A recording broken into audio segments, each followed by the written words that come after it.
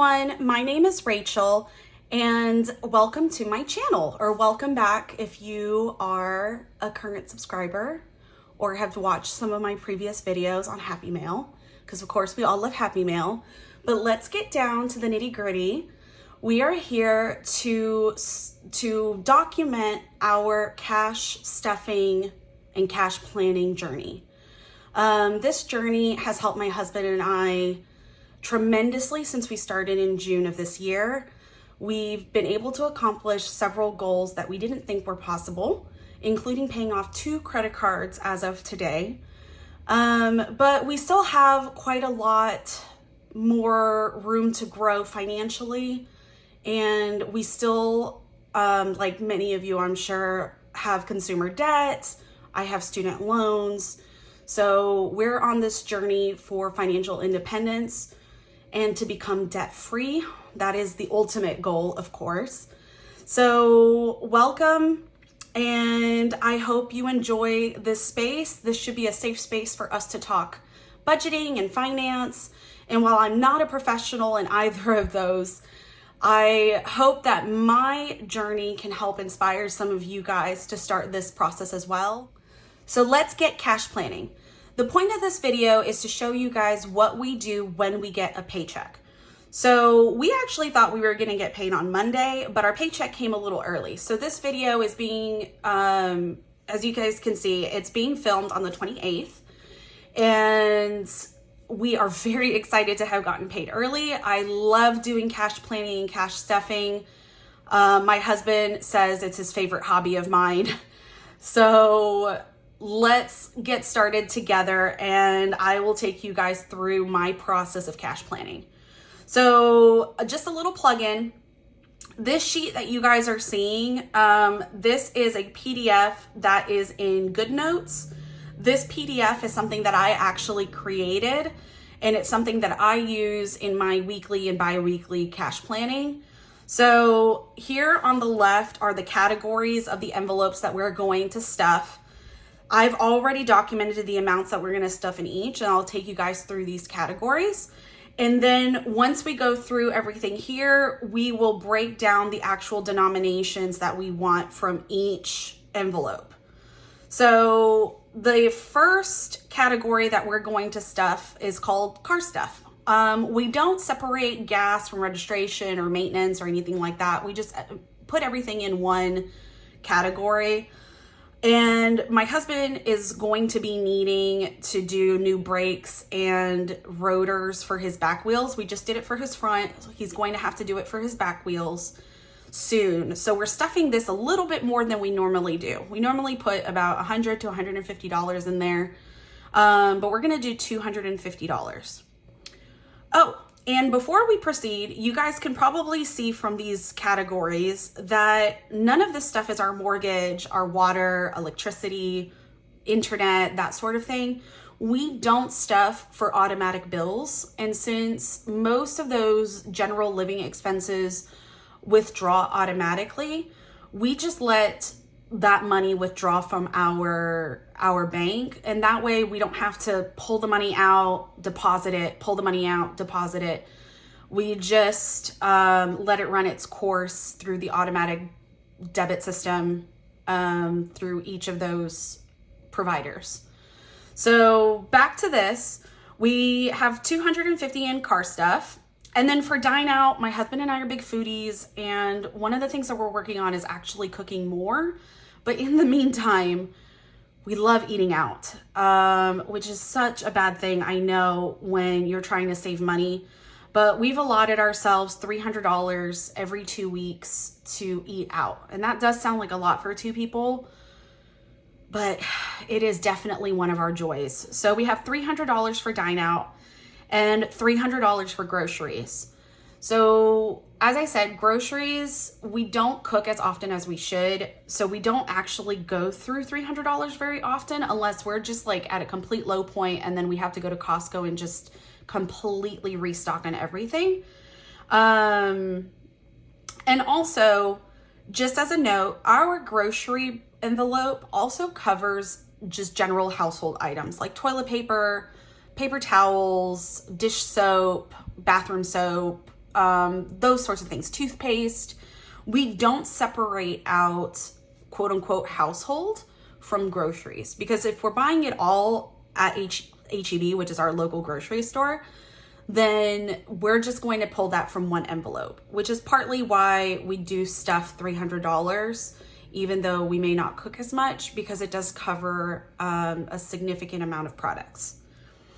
So that leads us to household essentials. So if we stuff household into groceries, then what is the point of household essentials?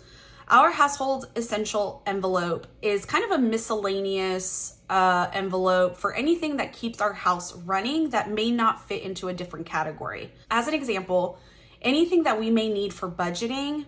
So while I do a lot of the budgeting, documents and even things like teller slips, I do most of that in-house on my own. We do sometimes need or want to support other shops and get additional products. So I'll pull some of that stuff from household essentials. And then as an example, we have to stain part of our backyard fence. That stain material is pulled from household essentials as well, because we don't have a yard budget and we just kind of loop it all into one envelope.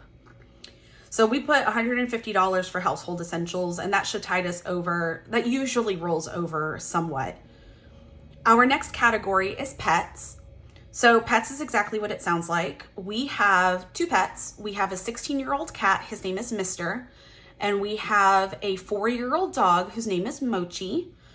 And the pet envelope covers their food. It covers Mochi's grooming. It covers vet appointments. We don't have too many expenses with them generally. So unless I know something is coming up, like a big vet visit, we tend to stuff $150 every 2 weeks. Some of that usually will roll over, but we like to just pad it a little bit just in case. And then finally, we have the miscellaneous envelope, which is exactly what it sounds like. It's for miscellaneous purchases that we just don't know where to put it. When I started my Etsy shop, the cost of uploading each product and just the cost of Etsy in general, we ended up putting it under miscellaneous, because at the time we didn't, and I actually don't think we even still have an envelope for it, but we didn't have an envelope for it, so it came out of miscellaneous.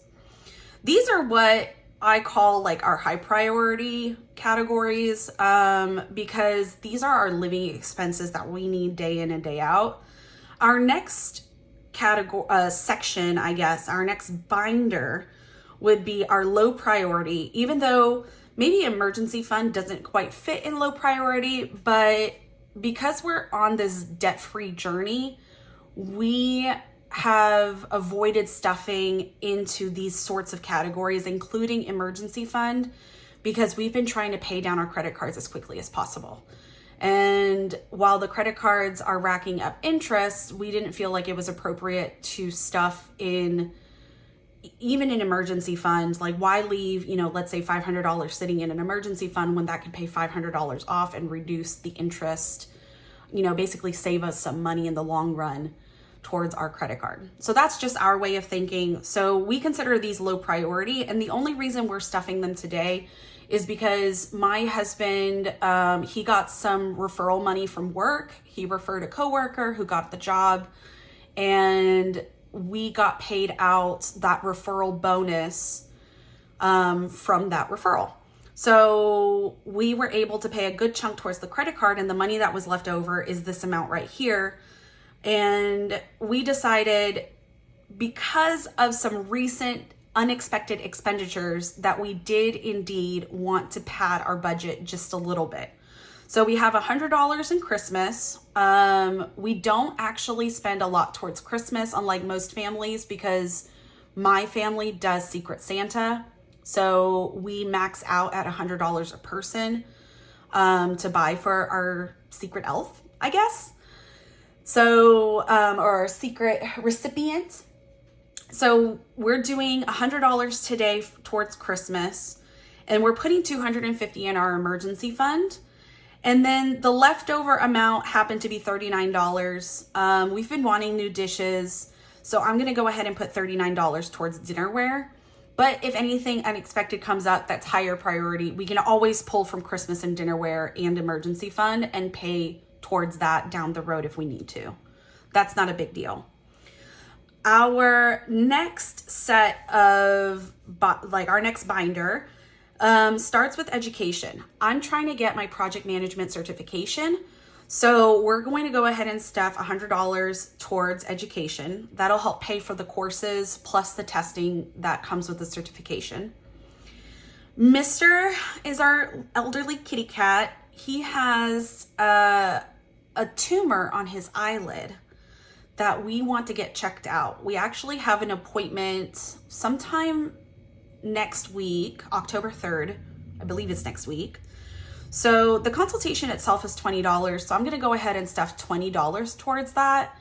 And then once we do the consultation, we'll figure out, is it worth putting a 16-year-old cat through anesthesia and the risks of that to do the surgery?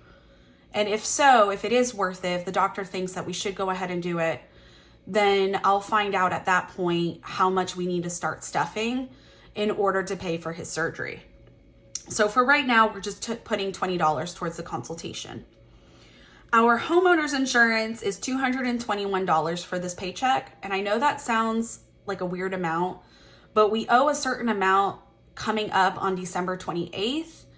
And if you calculate that out over the course of the year, it comes out to $221 per month, if I'm not mistaken.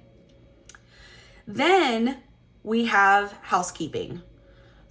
We do have somebody who comes clean for us every 2 weeks. So $150 is what we pay for that every couple of weeks. So we're going to go ahead and stuff that. And our pest control comes every 1 to 2 months, depending on the year time, the season. So we're going to stuff $80 towards that. Our last binder are our subscriptions. Sorry for that weird cut. My dog wanted to go outside, so he got up and he was click-clacking around. Anyway, for the last binder, we have our subscriptions. I tried to do what I could to avoid a Canva subscription, but I learned that when you're starting a YouTube channel and you're creating all of the kind of merchandising, advertising, products that we use, and creating the thumbnails for the YouTube videos, that sort of thing, it's actually incredibly convenient to have a Canva Pro subscription. But right now we're paying month to month, which is $15 a month. The goal is to save up enough that we can just pay a year up front. So I'm actually going to stuff $35 to try to get us there a little bit more quickly than just paying the $15 a month, because in the long run, it saves $5 a month by paying the subscription, if I'm not mistaken, because I think the subscription is $120 versus month to month is $15. And then we have YNAB. I'm not an affiliate of theirs, but YNAB, I have to talk about it. It is an online budgeting tool that basically mimics the cash stuffing system, but online. It's what my husband and I use. We've been using it probably since May, since before we started physically cash stuffing. We have used YNAB. It stands for You Need a Budget. And in YNAB, you connect your bank accounts, you connect your credit card accounts, you connect, even your high yield savings account if you want to. And you can input how much your income is and every transaction that you spend, whether it's cash or debit or credit.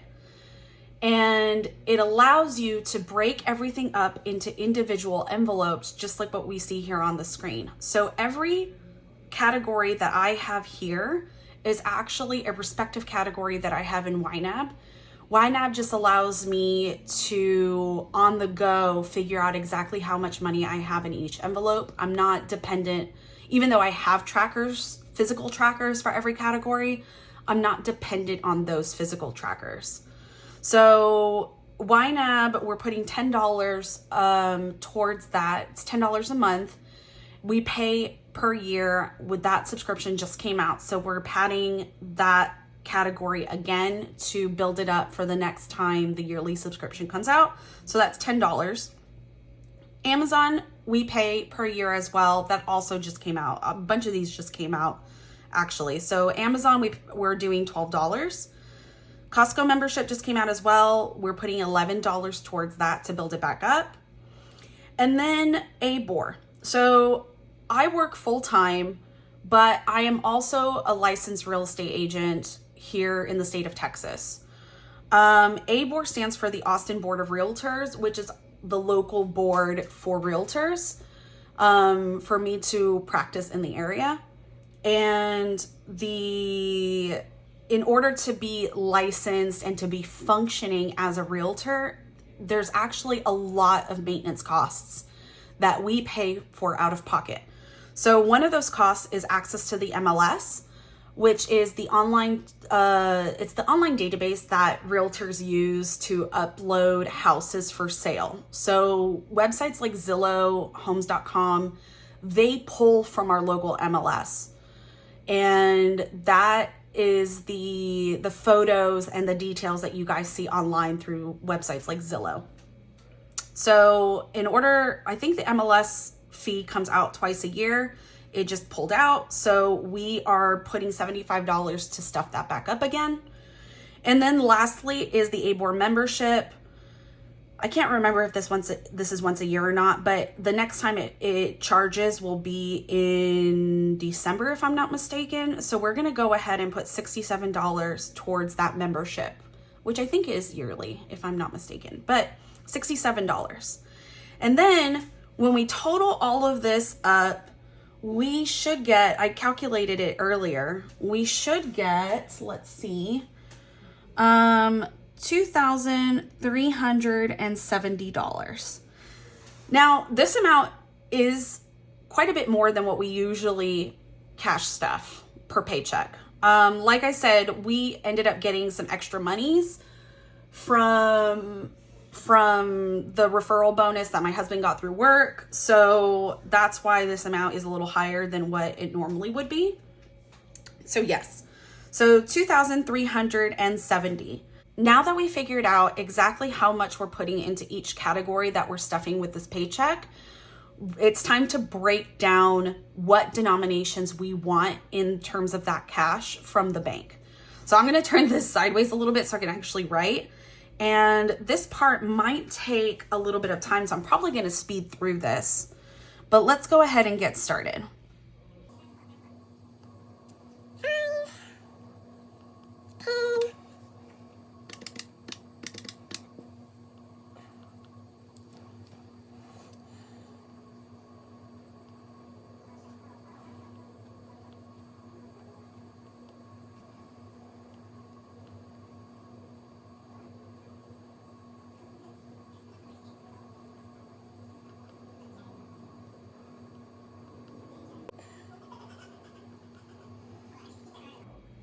Okay, so I figured out this was the more complicated part. I always kind of trip up with these bigger denominations, but I think I got it figured out.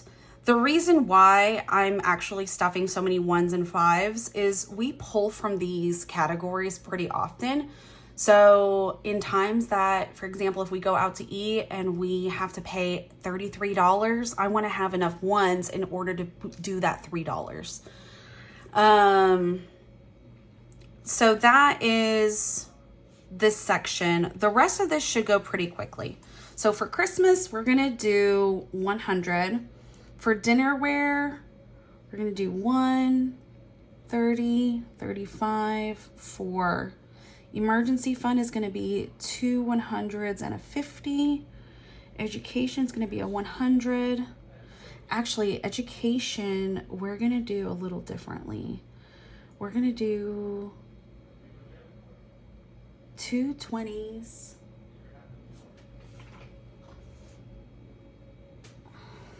That is 40, 50, and then another 50, 100. Mr. Surgery, we're just going to do as a 20. Homeowners insurance is this 20 and 21. Housekeeping is a 100 and a 50. Eco Shield is going to be 4 20s. Canva is a 20, a 10, and a 5. We're gonna do 110, 110 2 1s, 110 1 1. We're gonna do 3. Ooh, that's a funky 3. 3, 10, so 60, 75. And then I don't have enough room, so we're just gonna write here on the total quantity. We're going to do 150, 110, 15, and 2 1s. And now it's time to count up all of these and add them up into this total quantity section. So let's go ahead and get started. We got 1, 2, 3. 5, 10, 15, 20, 25. Plus 1, 2, 3, 4, 5. 4, 6, 4, 5, 6, 7, 8. 38. 3, 4, 8, 9, 10, 11, 12, 13. Plus 5, 10, 15, 20, 25. 10, 50, 15, 2, 1, 2, 3, 4, 5, 6. 48, 1, 2, 3, 4, 5, 6. 48, 9, 1, 2, 3, 60, 10, 10, 20, 30, 40, 1, 2, 3, 4, 5, 6, 60, 64, 74, 75, 76, 78, 80. Okay, so now we have our total quantities, and now we just figure out what the total value is. So 6 100s is 600. 3 350s is 150. 38 times 20 is 760. 48 is 480. 60 times 5 should be 300. And then this is an 80. We add that all up, and hopefully this amount matches this amount. So let's go ahead and do that. So we have 600 plus 150 plus 760 plus 480 plus 300 plus 80. Yes. Woo! 2,370. So this amount, check, matches this amount, check. So we have our cash breakdown complete. Now what we're going to do is write it on our teller slip so that we can get it from the bank. This teller slip is something that I do myself. You can buy it off my Etsy shop. It comes as a digital download. So what it comes on, there's 6 on one page if you decide that you want to buy it. But I do these at home so that I don't have to keep purchasing from other people. And what we're gonna do is write the quantity of each bill that we want, the total amount of what that is, and then the total amount of all of these together. Let's go ahead and do that. I'm gonna just scooch this forward so I have room to write. I'm gonna write with my handy dandy fountain pen. If you're on my channel for long enough, you'll see that I'm a huge fountain pen and planner kind of stationery lover. So fountain pens are my babies. This is a Traveler's Company brass fountain pen. It originally came super shiny, kind of like what you see here, but over time it's gotten this patina. Anyway, that's just a little bit about my love of fountain pens. Back to the teller slip, we are going to do 6, which is 600. 50 is 3, which is 150. 20 is 38, 760. 10 is 48. 5 is 60. And 1 is 80. So we got 80, 300, and this is 480. And the total is 2,370. So we have our teller slip here. When the bank opens on Monday, I'll be going to the bank. I'll hand this over to the teller. This will let them know exactly what denominations, how many of each denomination that I need. And it makes the whole process so much more easy instead of having to tell them verbally for each denomination what you need.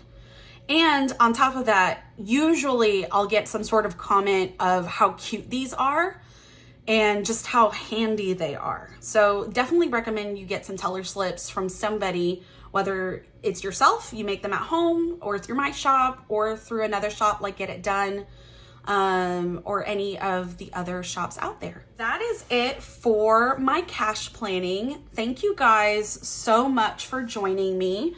I hope that this was educational. And I hope you enjoyed seeing what my process is. Hopefully it wasn't too confusing. It was great to meet you guys and talk and just chat a little bit about, you know, cash planning and cash stuffing as a general thing. And I hope to see you guys in the next one. All right, take care. Bye.